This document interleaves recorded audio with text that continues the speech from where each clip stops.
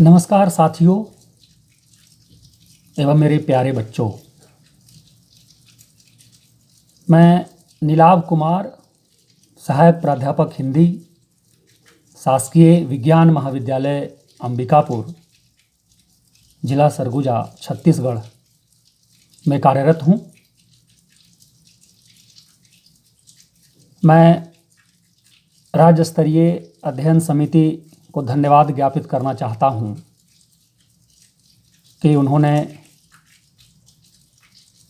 इस महती जिम्मेदारी के निर्वहन के लिए मुझे भी एक मौका दिया है। मैं आप सबों से आज छायावाद के बृहत त्रयी में शामिल सुमित्रानंदन पंत की एक महत्वपूर्ण कविता परिवर्तन को लेकर सामने आया हूँ। परिवर्तन कविता पर बात करने से पहले मैं चाहूँगा कि कविता, छायावाद काल और उसकी तत्कालीन जो स्थितियां थीं, उन स्थितियों पर पहले बात करूं। परिवर्तन संसार का स्वाभाविक परिदृश्य निर्मित करती है। इसी स्वाभाविकता में पंत के हवाले से ही इस परिवर्तन कविता के माध्यम से ही कहूँ तो हास उल्लास, अश्रु उच्छ्वास जैसी गतिकी के नियम समाहित होते हैं। हमारा पूरा चराचर जगत परिवर्तनों से आप्लावित होता रहा है और आगे भी होता रहेगा। वर्तमान समय का जो गंभीर संकट है वह परिवर्तन के अश्रु विगलित रूप का एक ज्वलंत उदाहरण है। एक वायरस ने पूरी मानव जाति को कैद कर दिया है। लोग सहमे हुए हैं। जैसे लगता है संसार की गतिकी के नियम भी पूरी तरह से बदल गए हैं। डरा डरा सा, सहमा सहमा सा लगने लगा है मंजर। दिन के उजाले तो भौतिक रूप से दिखाई दे रहे हैं, पर उन उजालों में भी जैसे रात के अंधेरे की परछाइयां तैरती नजर आने लगी हैं।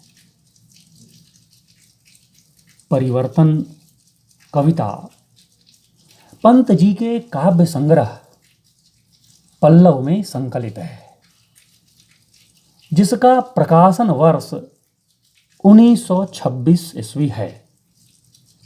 इस संग्रह में 1918 से लेकर 1925 ईस्वी तक की रचनाएं संग्रहित हैं।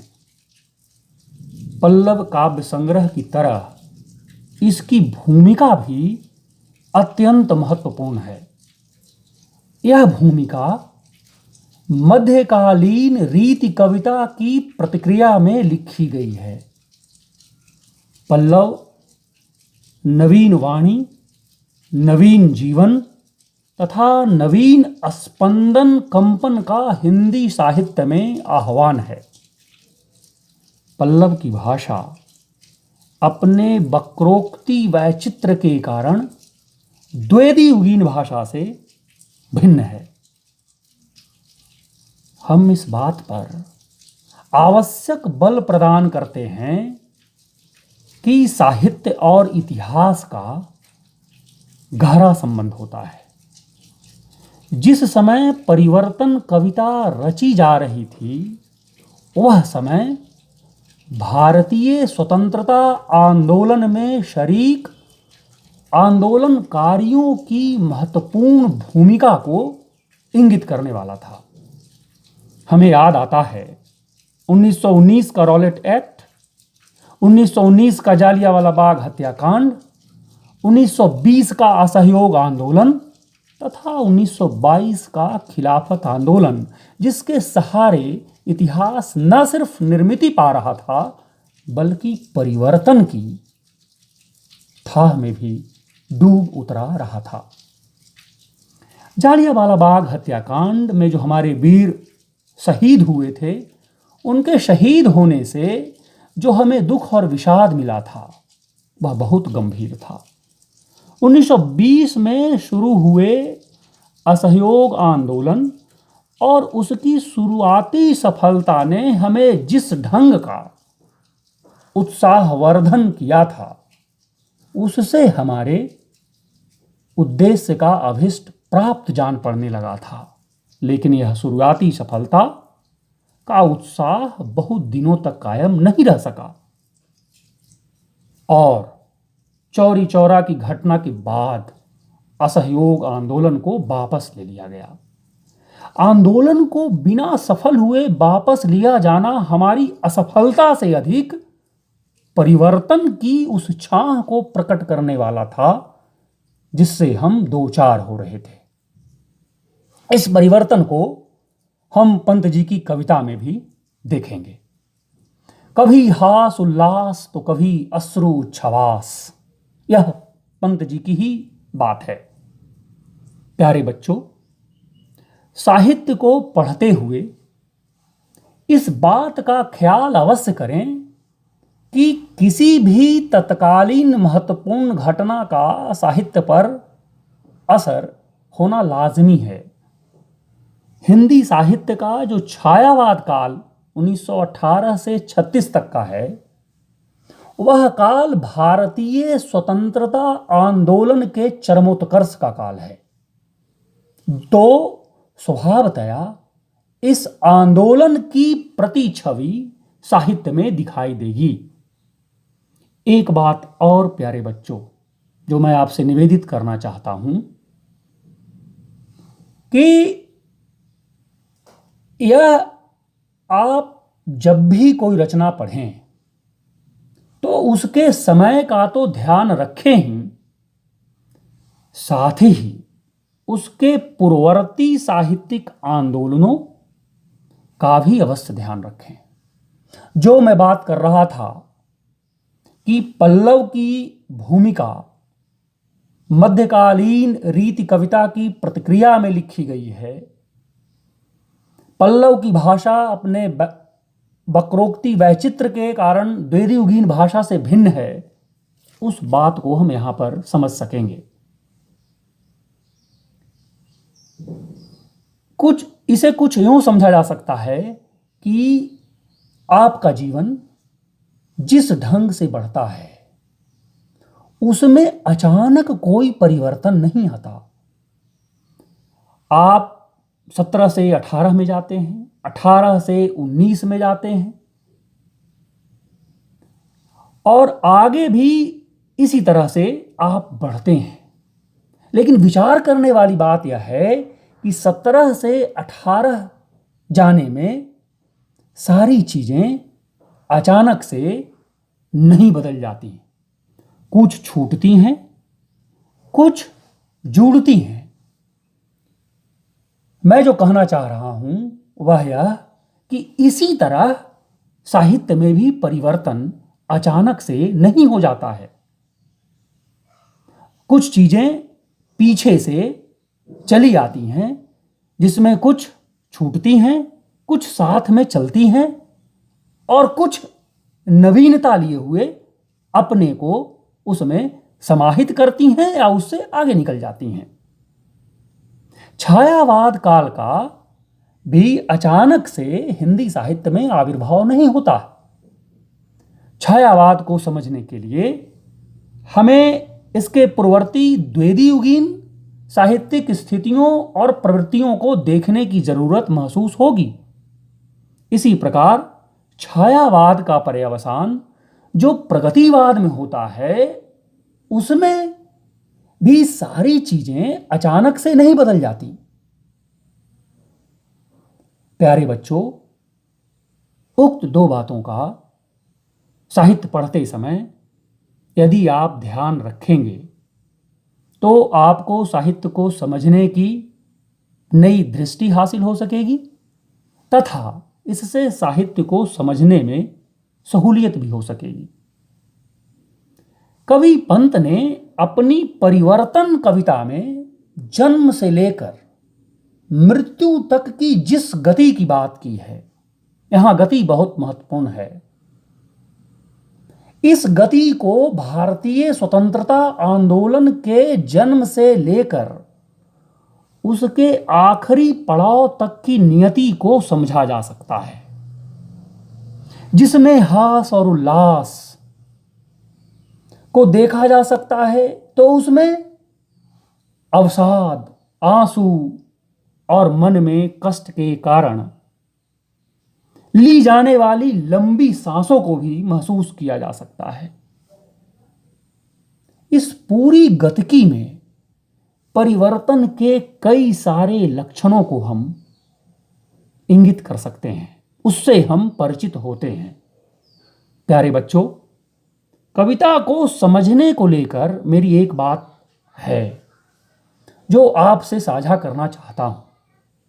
वह यह है कि कविता को आप जब भी समझने का प्रयास करें तो उसे हमेशा शुरुआत से लेकर अंत तक पढ़ें। ऐसा करने से होगा कि आप कविता के मर्म को समझ पाएंगे, जो कविता की शुरुआत में हो सकता है, कहीं बीच में तो कहीं अंत में भी दिखाई दे सकता है। जब आप कविता को मर्म समझ जाएंगे तो पूरी कविता का भावार्थ करने में आपको सहूलियत हो सकेगी। अब आपके सामने पूरी कविता पढ़ता हूं, तब उसकी व्याख्या, संदर्भ, प्रसंग और विशेष पर बातचीत की जाएगी। कुछ जो कठिन शब्द हैं उनके अर्थ भी समझाने का प्रयास करूंगा। कविता कुछ इस तरह से शुरू होती है। खोलता इधर जन्म लोचन, मूंदती उधर मृत्यु क्षण क्षण, अभी उत्सव और हास उल्लास, अभी अवसाद अश्रु उच्छ्वास, अचिरता देख जगत की याप, शून्य भरता समीर निःश्वास, डालता पातों पर चुपचाप, ओस के आंसू नीलाकाश, सिसक उठता समुद्र का मन, सिहर उठते उडगन, आज का दुख कल का विषाद और कल का सुख आज का विषाद, समस्या स्वप्न गूढ़ संसार, पूर्ति जिसकी उस पार, जगत जीवन का अर्थ विकास, मृत्यु गति क्रम का ह्रास। यह पूरी कविता है। इस पूरी कविता में मुझको जो 3 पंक्तियां लगती हैं वह बहुत महत्वपूर्ण लगती हैं और उससे पूरी कविता खुलती है। पहली पंक्ति है, अचिरता देख जगत की आप। अचिरता, प्यारे बच्चों, अचिरता जो है वह क्षणभंगुर होने का भाव है। इसमें जो दूसरी पंक्ति है वह है आज का दुख कल का हालात, और जो तीसरी सबसे महत्वपूर्ण पंक्ति है वह अंत की एक पंक्ति पहले की है, जगत जीवन का अर्थ विकास। अब इस कविता को इन पंक्तियों के माध्यम से पूरी कविता को हम देखने का प्रयास करेंगे। खोलता इधर जन्म लोचन, मूंदती उधर मृत्यु क्षण क्षण। यह परिवर्तन, जैसा कि हमने प्रारंभ में कहा है कि यह परिवर्तन अवश्यम भावी है, जिसमें पंत जी कहते हैं कि हास भी है, उल्लास भी है, अश्रु भी है, उच्छ्वास भी है।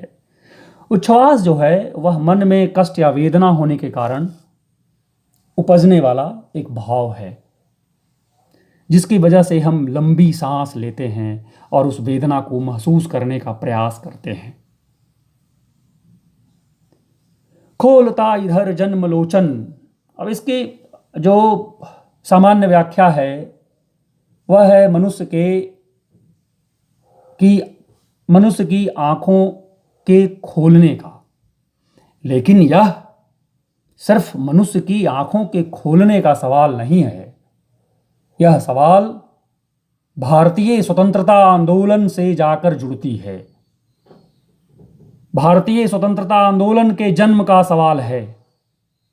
और मूंदती उधर मृत्यु क्षण क्षण, मृत्यु यहां पर कोई पार्थिव मृत्यु नहीं है। यह मृत्यु हमें उस परिवर्तन की धारा में बहा ले जाती है जहां मेरा अभिष्ट छिपा है, जो मुझे प्राप्य है, जिसको हम पाना चाहते हैं। हम तब तक नहीं मृत्यु को प्राप्त करेंगे जब तक हमें अपना अभिष्ट नहीं प्राप्त हो जाता है। हम तब तक नहीं रुकेंगे जब तक मुझे अपना अभिष्ट प्राप्त नहीं हो जाता है, जब तक मैं अपने लक्ष्य की प्राप्ति नहीं कर लेता हूं, जब तक मैं अपने लक्ष्य का संधान कहीं नहीं कर लेता हूं, तब तक यह मेरा जन्म व्यर्थ है। मैं मृत्यु को भी उस हद तक वर्ण करना चाहूंगा जिस हद तक अपने अभिष्ट को प्राप्त करने में हमें सहूलियत हो सके। अगर उसमें आने वाली मृत्यु का मतलब यहां पर आप जीवन के पार्थिव अंत से न लें। मृत्यु का मतलब आने वाले उन कष्टों से लें जो हमारे लक्ष्य को संधान करने में, लक्ष्य का संधान करने में बाधा बन करके आती है। हमारा छायावादी यह कवि सुमित्रानंदन पंत परिवर्तन के माध्यम से उस बड़ी लकीर को खींचना चाहते हैं जिस परिवर्तन से हम और आप लगातार आप्लावित होते रहे हैं, होते रहते हैं। जिसमें कवि आगे कहते हैं, अभी उत्सव और हास उल्लास, यह परिवर्तन का समय है जिस परिवर्तन में आप हास और उल्लास की स्थिति पाएंगे। और यह परिवर्तन ऐसा भी होगा कि जिसमें अवसाद, अश्रु और उच्छ्वास की स्थिति आएगी। आपके मन में कष्ट के भाव आएंगे, आपकी आंखों में आंसू आएंगे, आप अवसाद की स्थिति में जा सकते हैं। लेकिन यह पंक्ति अंतिम की पहले की पंक्ति जो मैं कह रहा था, जगत जीवन का अर्थ विकास, उससे जुड़ती है। मैं यह बार बार कहता हूं प्यारे बच्चों, मैं यह जोर देकर कहना चाह रहा हूं कि आप पूरी कविता को जोड़कर देखने का प्रयास करें।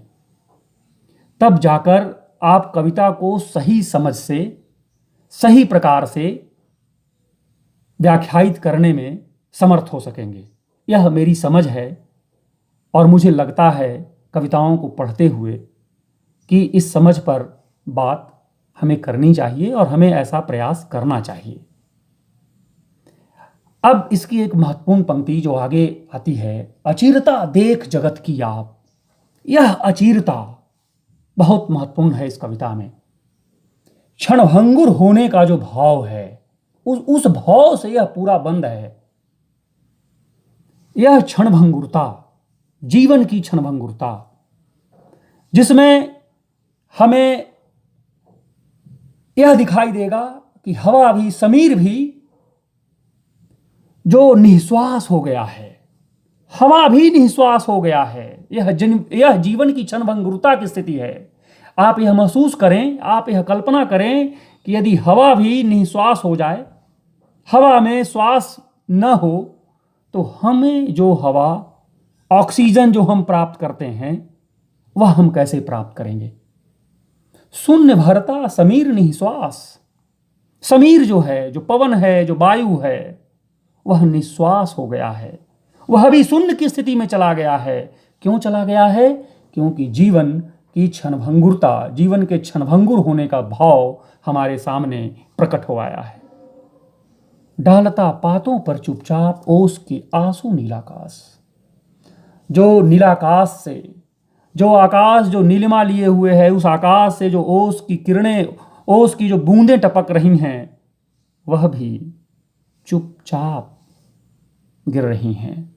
यह चुपचाप जो है, यह बड़ा महत्वपूर्ण है, जिसमें छायावादी एक बहुत बड़े महत्वपूर्ण कवि निराला मुझको याद आते हैं और उनकी कविता संध्या सुंदरी याद आती है, जो संध्या का वर्णन करते हैं निराला और कहते हैं कि दिवसावसान का समय, मेघमय आसमान से उतर रही वह संध्या सुंदरी परी सी धीरे धीरे धीरे। तो ये जो धीरे धीरे है, यही चुपचाप है पंत के यहां। वह ओस के आंसू जो है चुपचाप गिर जा रहे हैं। क्यों गिर जा रहे हैं? क्योंकि जीवन के क्षणभंगुर होने का भाव मनुष्य में व्याप्त हो गया है।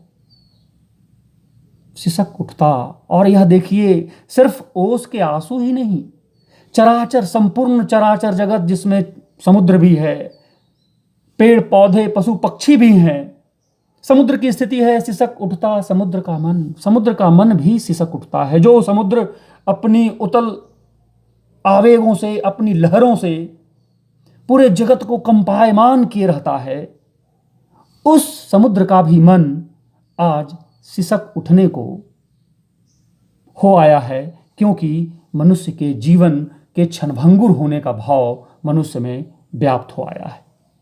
सिहर उठते उड़गन, जो तारे हैं, नक्षत्र हैं, वह भी सिहर उठ रहे हैं। मतलब संपूर्ण चराचर जगत, सिर्फ मानव जाति ही नहीं, मानव जाति के अलावा संपूर्ण जो चराचर जगत है, उस जगत में सारी चीजें इस अचिरता की भाव से, इस अचिरता के भाव से, जो जिस जीवन का जो क्षणभंगुर होने का भाव जो व्याप्त हो आया है मनुष्य में, उससे सिर्फ मनुष्य ही नहीं आप्लावित है, वरन संपूर्ण चराचर जगत आप्लावित हो गया है। अब अगली एक पंक्ति जो महत्वपूर्ण पंक्ति है, जो इसका दूसरा बंद भी है,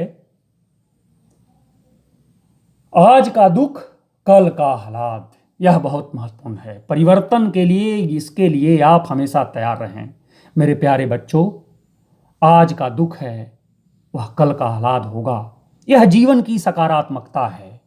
अगर आप इसी सकारात्मक दृष्टिकोण से जीवन जीते रहेंगे, जीवन को जीने का हमेशा प्रयास करते रहेंगे, तो कल, और अगली पंक्ति में कहते हैं कल का सुख आज का विषाद, उसके लिए भी आप तैयार रहें। लेकिन आपको अपनी सकारात्मकता को नहीं छोड़ना है। आप अपनी सकारात्मक गति से अपने जीवन को चलायमान रखेंगे। समस्या स्वप्न गूढ़ संसार, कवि कहते हैं कि यह समस्या जो है बहुत गूढ़ है, और इस पूर्ति जिसकी उस पार। इस पंक्ति पर आकर थोड़ा मैं ठहरता हूं, और मुझको कभी ऐसा लगता है कि इस समस्या जो गूढ़ संसार की, जो संसार की गूढ़ समस्या है, क्या उसका निदान कभी उस पार परलोक में देख रहा है? लेकिन नहीं। जब मैं इस पर विचार करता हूं तो लगता है कि उस पार है जो जीवन की सकारात्मकता से आया है। यह उस पार परलोक की बात नहीं है, कभी परलोक की बात नहीं कर रहा है। परलोक में उस गूढ़ समस्या का निदान नहीं ढूंढ रहा है, वह निदान ढूंढ रहा है जीवन की सकारात्मकता में। आने वाले परिवर्तनों में आप यदि चलायमान हैं, आप यदि अपने जीवन को चालित रखना चाहते हैं, सुचारू ढंग से उसको चलाए रखना चाहते हैं, तो आप अपनी सकारात्मकता से अपने जीवन को गति दे सकते हैं, और उस गूढ़ समस्या का भी समाधान आप ढूंढ सकते हैं। अंतिम जो दो पंक्ति, जगत जीवन का अर्थ विकास, यह पंक्ति शायद मेरी बात को अभिपुष्ट करती है कि जीवन में सकारात्मक स्थिति है, वह सबसे महत्वपूर्ण है। जगत और जीवन का अर्थ विकास में संभव है, और यह विकास मनुष्य के सकारात्मक होने से पैदा होगा। मनुष्य की वह सोच से निर्मित होगा, जिस सोच में मनुष्य अपने को लगातार चलायमान रखा है, अपनी गतिकी को लगातार बनाए रखा है, अपनी सकारात्मकता को लगातार बनाए रखा है, अपनी ऊर्जा को उस स्थिति तक चलायमान रखा है जिस स्थिति तक वह परिवर्तन के तमाम पहलुओं पर दृष्टिपात कर लेता है, तमाम पहलुओं से रूबरू हो जाता है, जिसमें अश्रु भी है, उच्छ्वास भी है, लेकिन हास और उल्लास भी है। आप विकास के रास्ते पर चलते रहेंगे, तब तक चलते रहेंगे जब तक आपका यह जगत और जीवन जीवित है। मृत्यु गति क्रम का ह्रास, और अगर इस विकास में ह्रास की स्थिति आती है, यह क्रम भंग होता है, तब आप मृत्यु को प्राप्त कर सकते हैं। मतलब मृत्यु को प्राप्त करने का मतलब पार्थिव मृत्यु से नहीं है। मृत्यु को प्राप्त करने का मतलब आपका जो अभिष्ट है, जो लक्ष्य, जो प्राप्य है, उस प्राप्त में आने वाले जो विघ्न बाधा हैं उससे आप डर सकते हैं। लेकिन डरने की जरूरत नहीं है। आपको सकारात्मक होकर जीवन में आने वाले परिवर्तनों को साकार करना होगा, जीवन में आने वाले परिवर्तनों को आत्मसात करना होगा, उससे सबक लेकर आपको आगे बढ़ते रहने का हमेशा प्रयास करना होगा।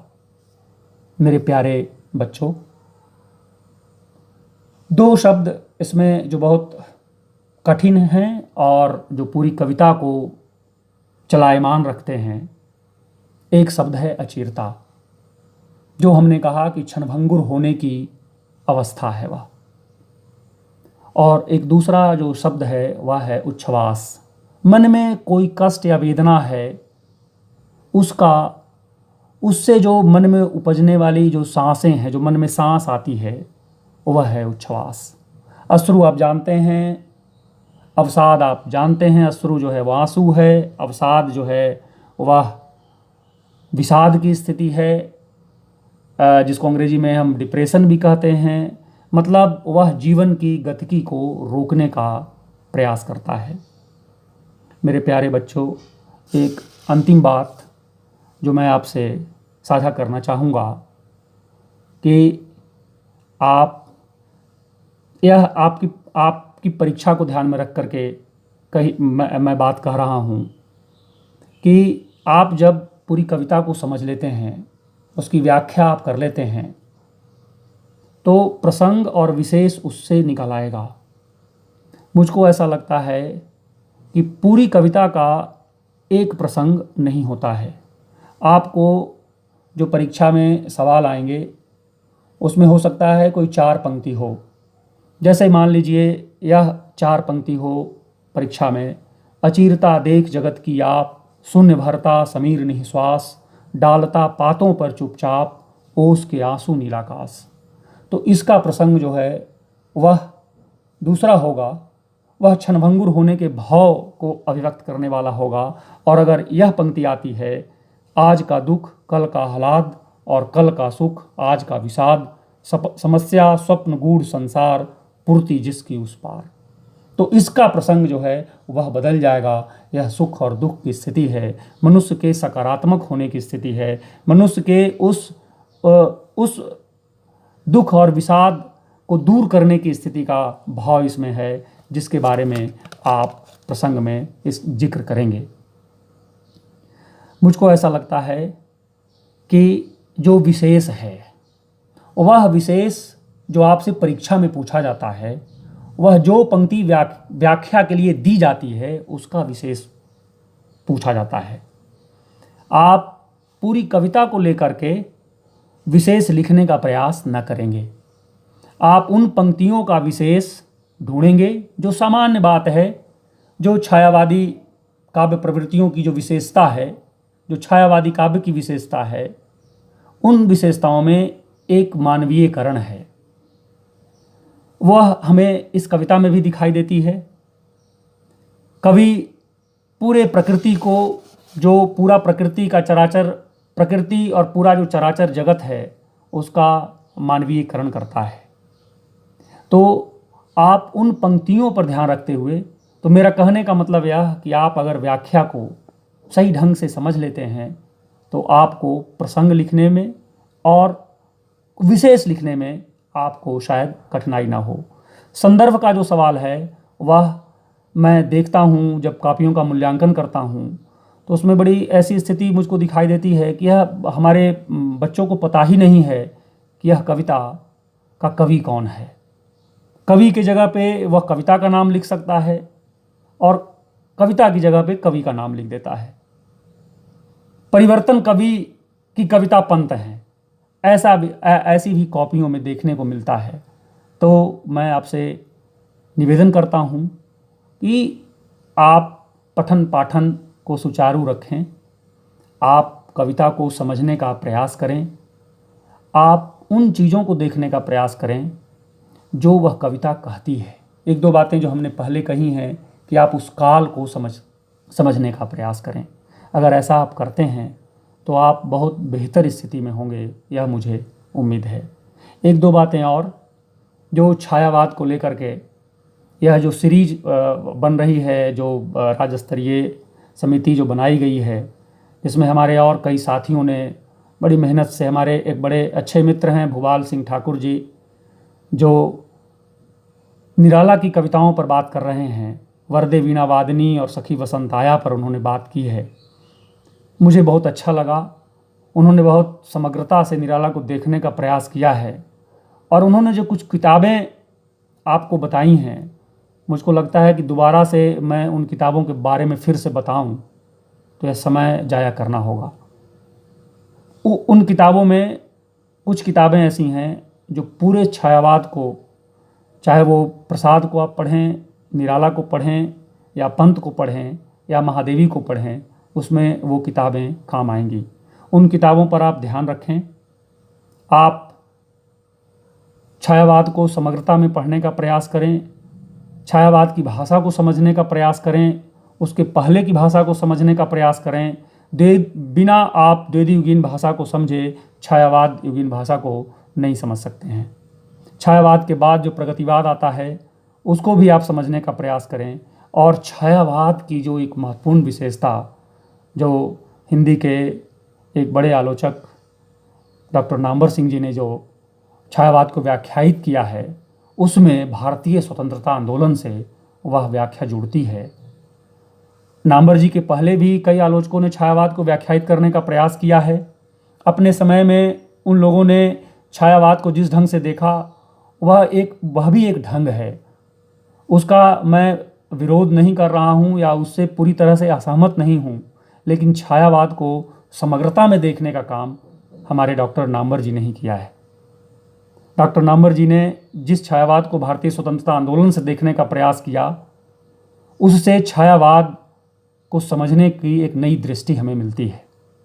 प्यारे बच्चों, मुझको भरोसा है कि आपको यह पाठ यदि थोड़ा भी उद्वेलित करने में सहायक हुआ तो मैं अपने को बहुत गौरवशाली महसूस करूंगा।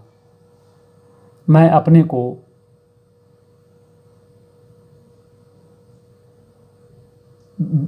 आपसे बात साझा करने के लिए प्रयासरत दिखाई दूंगा।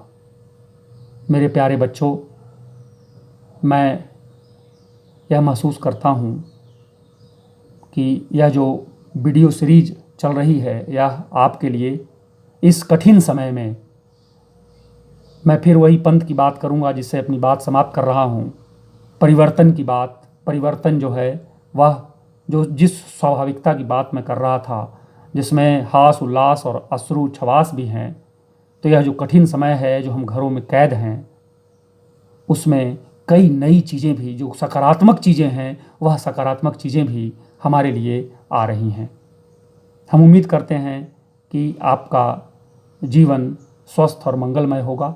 आप अपने कार्यों में लगे होंगे, आप अपने कार्य को बहुत तल्लीनता से पूरा करने का प्रयास कर रहे होंगे। आप लोगों को बहुत बहुत शुभकामनाएं। बहुत बहुत धन्यवाद।